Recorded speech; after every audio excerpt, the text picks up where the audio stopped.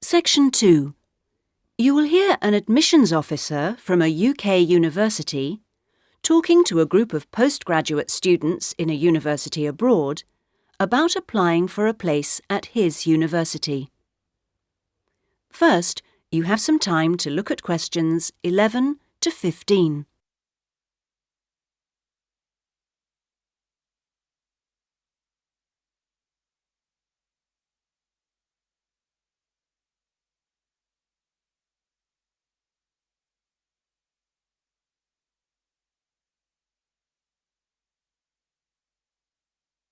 Now listen carefully and answer questions 11 to 15.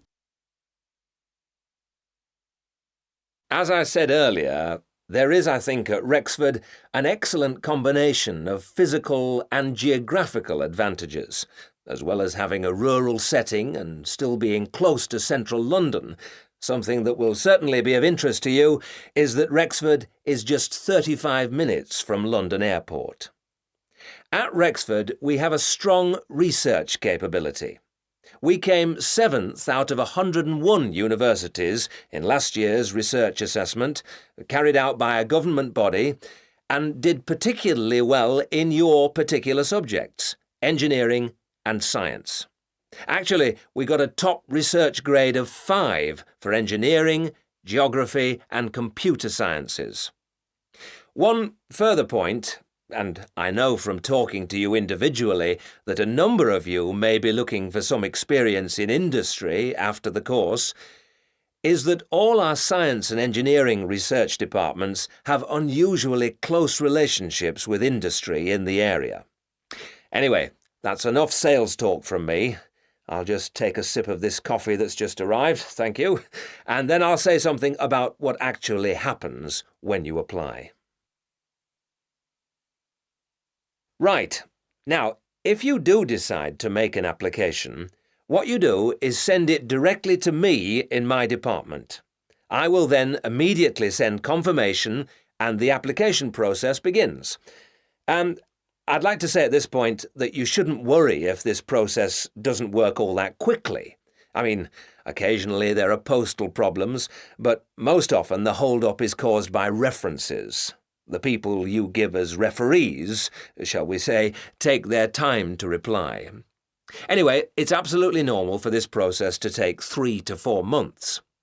What I do in this period is keep in touch with you and reassure you that things are moving along. One of the ways we've devised to help you decide about applying, as well as later when you've been accepted, hopefully, is to put you in contact with, if possible, a student from your own country who is at present studying with us. What you can do is phone them up, we will of course liaise between you, and discuss your concerns with them. That way you can get an objective opinion of what you can expect if you come to live and study at Rexford. Not only the academic atmosphere, but important details like what the leisure facilities are like, and whether the English weather and food are really as awful as everybody says. No.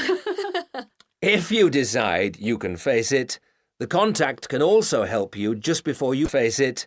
The contact can also help you just before you are from this country. At the moment, I think we've got 2 second-year students and 1 postgraduate from this country.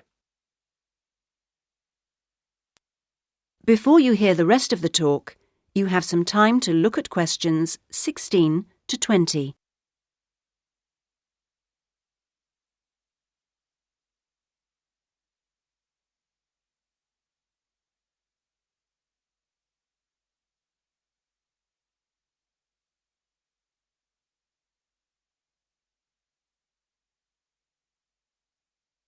Now listen and answer questions 16 to 20. Now, to move on to the other concerns you expressed earlier. At a UK university, and at a time when you will be separated from your normal surroundings, and learning is the norm, which takes most students a while to adjust to, and at a time when you will be separated from your normal surroundings, and in most cases your family. This can be a difficult time. But remember that something like 25% of our student body are international students like yourselves, and that there are several organisations in the university and city whose main purpose is to offer help and ensure that your time with us is enjoyable and useful.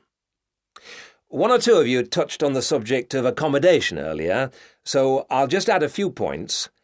It is the university's policy to give priority in the allocation of residence places to 3 categories, and those are visiting students, exchange students, and new postgraduate students. However, demand exceeds supply, so there is still a need to put your name down early for campus accommodation, particularly if your family is accompanying you.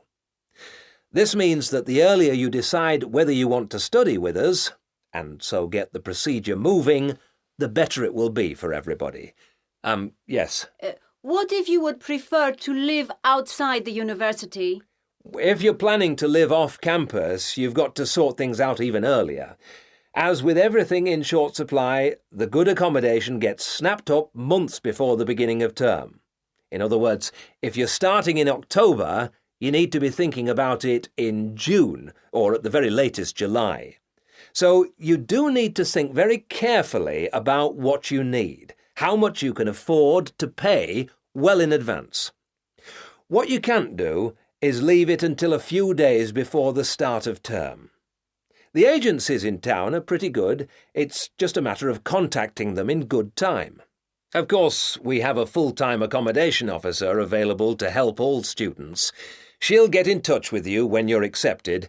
She's got plenty of contacts in the town and will deal with the agencies on your behalf. One or two of you asked me earlier about your level of spoken English. Obviously, most of you have already achieved a lot. I wish I could speak your language half as well. Having said that, though, I'm afraid the lecturers will make little or no allowance for the presence of non-native speakers in the audience.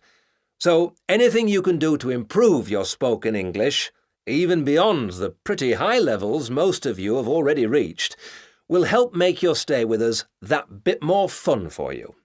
Some extra practice before you arrive is worth more than, for example, private lessons afterwards when you won't really have time. Oh, and one last thing before I invite further questions. It's very important that you always...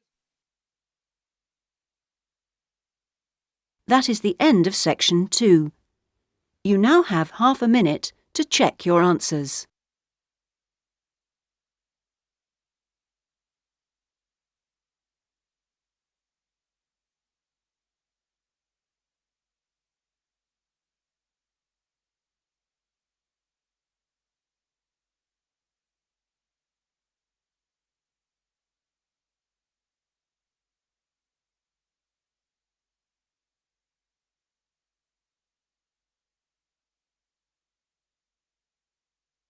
Now turn to section 3.